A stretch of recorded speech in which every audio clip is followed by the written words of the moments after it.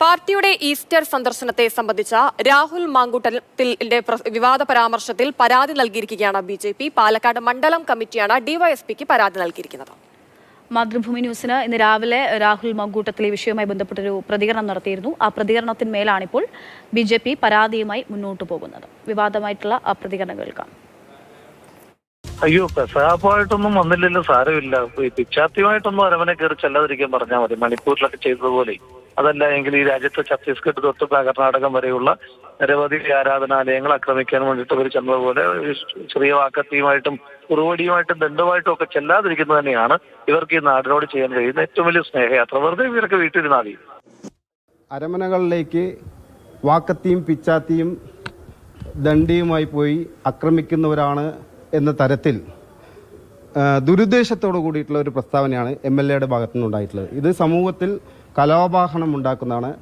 ഇവിടുത്തെ ക്രിസ്തീയ സമൂഹത്തിൻ്റെ അവകാശങ്ങളെ നിഷേധിക്കുന്ന രീതിയിൽ, അവരുടെ ആവശ്യങ്ങളെ നിരാകരിക്കുന്ന രീതിയിലാണ് പാർലമെൻറ്റിൽ നിലപാട് സ്വീകരിച്ചത്.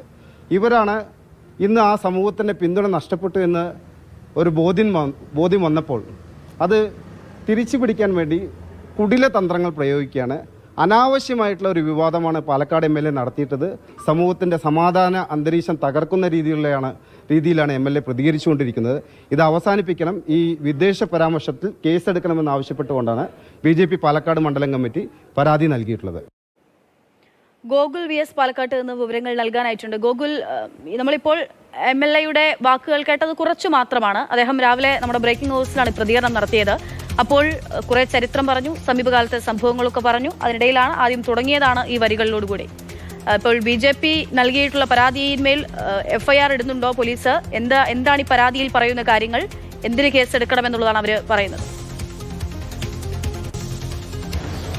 കുറച്ച് സമയങ്ങൾക്ക് മുൻപ് മാത്രമാണ് ഈ പരാതി BJP പാലക്കാട് DYSPക്ക് നൽകിയത്. പോലീസ് ഇത് പരിശോധിച്ചുകൊണ്ടിരിക്കുകയാണ്. ഈ പരാതിയിൽ പറയുന്നത് മതസ്പർദ്ധയുണ്ടാക്കുന്ന പരാമർശമാണ് പാലക്കാട് MLAയുടെ ഭാഗത്തു നിന്നും ഉണ്ടായത്. ഇതൊരിക്കലും ഒരു നിയമസഭാ സാമാജികന്റെ ഭാഗത്തു നിന്നും ഉണ്ടാക്കാൻ പാടില്ലായിരുന്നു.